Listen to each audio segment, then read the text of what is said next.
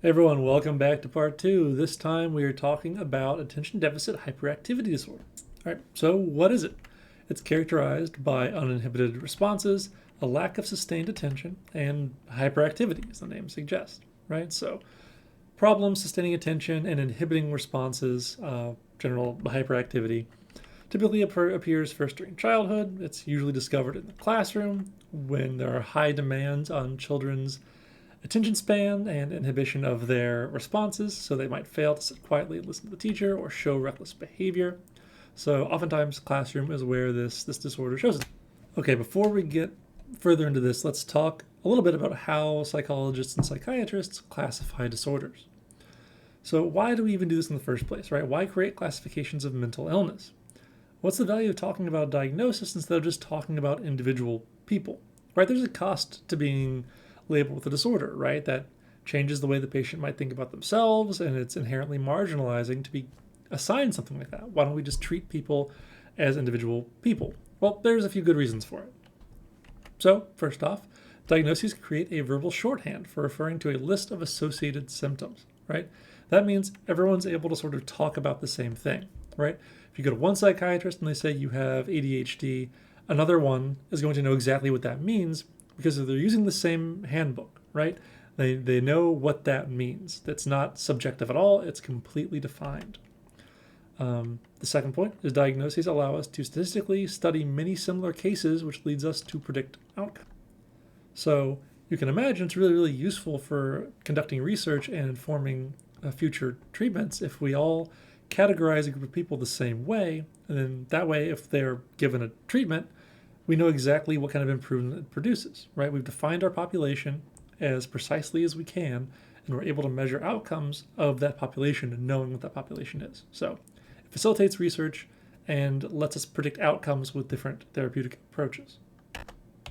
So, sort of as an extension from that, diagnoses can guide treatment choices, right? You can imagine that if you have a lot of literature on, what drug helps people with ADHD, especially if they're presenting in a certain way, that's a handy guide for you to, start your what do you want to prescribe, or what sort of treatment options do you want to roll out, right? If you know this particular sort of person is likely to respond to this treatment, then that's what you start with, right?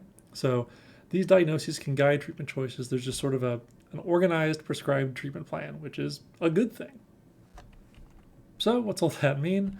It's easier to count cases of a disease, let's say autism, if we have a clear definition, right? If we're all using the same language, it lets us get better demographic information.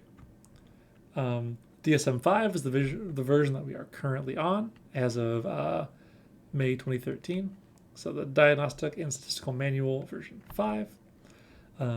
Sort of an unfortunate but necessary thing, especially in our countries. The DSM-5 is used to justify payment for.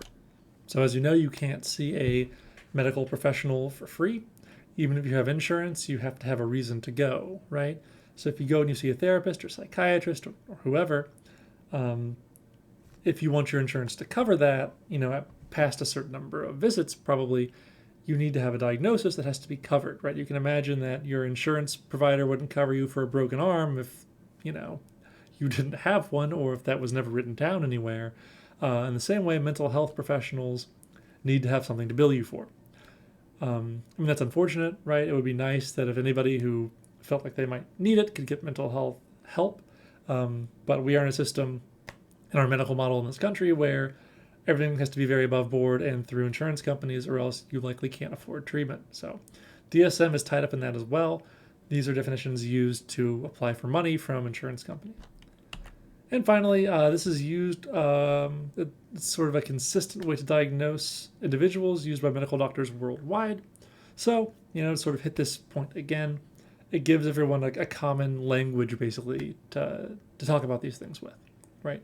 When you say that somebody has major depressive disorder, everyone is going to know what you mean because they have met a certain number of pre-established criteria. All right, so let's take a look at this, right? You can go online or purchase a copy of the text if you would like a physical copy, and you can see exactly what the diagnostic criteria are for ADHD, right? This isn't some sort of like secret forbidden knowledge that only psychologists and psychiatrists can get. Anybody can look at this, right? So this is the criteria that's used. People with ADHD show a persistent pattern of inattention and or hyperactivity / impulsivity that interferes with functioning or development. All right, I'm not going to read you all of this, but here it is straight from the horse's mouth, right? Inattention is 6 or more symptoms of inattention for children up to age 16 or 5 or more for adolescents 17 and older and adults. Symptoms of inattention have been present for at least 6 months and that are inappropriate for the developmental level, right? So things like holding attention or during tasks or play activities, easily distracted, often forgetful during daily activities, right? So 6 or more of these for young kids. For adolescents and older, 5 or more. Any number of these things can qualify as inattention. Likewise, we have criteria for the hyperactivity and impulsivity side of things. Same exact text here, 6 or more for the lower age range, 5 or more for the older age range, at least 6 months disruptive and inappropriate for developmental level. Things like fidgeting, tapping hands or feet, squirming in their seat, on the go, acting like driven by a motor, talks excessively, has trouble waiting for his or her turn. So check enough boxes on this list and you would qualify as the hyperactive and impulsive qualification. All right, so in addition to those criteria, the following conditions must be met. Several of these must be present before age 12. Several are present in 2 or more settings, right? So home, school or work, friends or relatives, other activities. So this is sort of getting at the idea that if the child is disruptive and having trouble at school, but sits quietly and plays games at home or watches television without much of a problem, it's some evidence, that perhaps it's not a disorder, right? So symptoms present across 2 or more settings. Clear evidence that the symptoms interfere with or reduce the quality of social, school, work functioning. And the symptoms do not happen only during the course of some other psychotic disorder, right? So they're not better explained by some other disorder. So based on that, the patient is classified with their presentation, which could be combined if there's enough symptoms to meet both inattention and hyperactive present for the past 6 months. Predominantly inattentive and predominantly hyperactive are what they sound like. Primarily inattention, but not hyperactive, or primarily hyperactive, but not inattention. And because symptoms can vary and change over time, the presentation can change over time as well, right? You may begin as combined and later be classified as inattentive or whatever, right? This isn't an immutable thing. Okay, so what's the prevalence like? It's diagnosed in approximately 4 to 5% of grade school children. Boys are about 10 times more likely than girls to receive the diagnosis. This is reduced to a 2-to-1 ratio in adulthood. So these numbers sort of play into the speculation that, especially early on, there was an overdiagnosis of this disorder, right? Boys tend to developmentally lag behind girls at a young age and thus are a bit more rambunctious or tend to be in settings like school because that sort of diagnosis is so much larger in childhood and that ratio narrows a lot in adulthood, suggests that maybe there is a bit of overdiagnosis happening. That's not meant to downplay this disorder is a real thing. It certainly is a real thing, and I mean, many people benefit greatly from the medication. But it's important to sort of be critical about this, right? And to think if this is really necessary, right? Is this really a problem that's disruptive in all facets of life? Does it seem like an attentional disorder, or is perhaps the child just bored? I don't know. I think that's a conversation for your healthcare provider, and there's not really a universal answer for that. But it's certainly something to consider here. So symptoms can vary, right? Some are primarily inattention, others primarily activities, some are combined presentation. It's believed that there's more than one cause that leads to this disorder. It is often associated with other traits like aggression, conduct disorders, learning disabilities, depression, anxiety, and low self-esteem. So what causes this? Heredity is a strong factor. Family and twin studies suggest there's a strong genetic component with heritability estimates ranging from 95 to 91%. So one thing we see with ADHD is differences in the reinforcement of behavior. The people with ADHD tend to show a steeper delay of reinforcement gradient, meaning that they respond more strongly to reinforcement given immediately, but fail to respond for reinforcement given after delays. And this fits well with what we're going to talk about on the next slide. symptoms that we see are similar to those produced by damage to the prefrontal cortex, right? Things like being distractible, being forgetful, being impulsive, showing things like poor planning and hyperactivity. We know that working memory is essential to the direction of thoughts and behaviors and the regulation of attention, right? The sort of high-level executive functioning stuff. We see deficits in working memory with prefrontal cortical. Low levels of dopamine in the prefrontal cortex impair normal functioning, right? Similar to the negative and cognitive symptoms of schizophrenia, which we've talked about previously, right? Having too low of dopamine activity in the prefrontal cortex leads to that sort of hypofrontal condition, which can cause problems with normal functioning.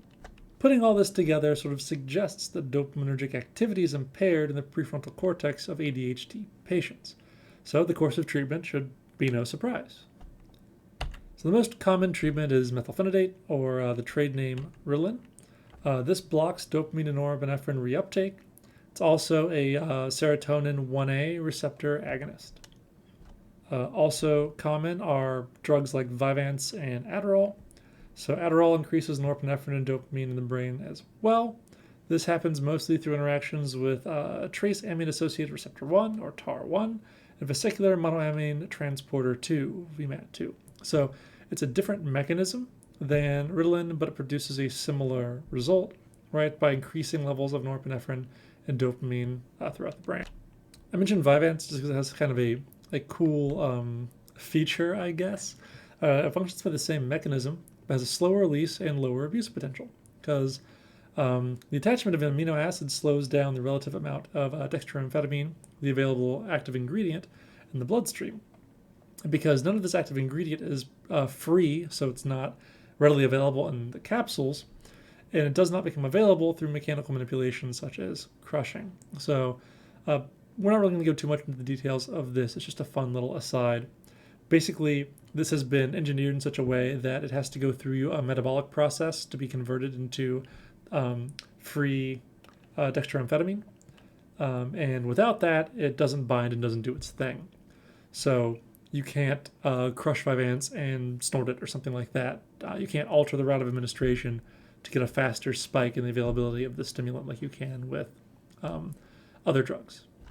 Yeah, these work to sort of correct the imbalance, right? If the reason we have ADHD symptoms is not enough dopamine signaling in the prefrontal cortex, then these drugs will elevate dopamine and norepinephrine and improve focus and attention through that. Okay, that's it for ADHD stuff. Next, we are moving on to stress.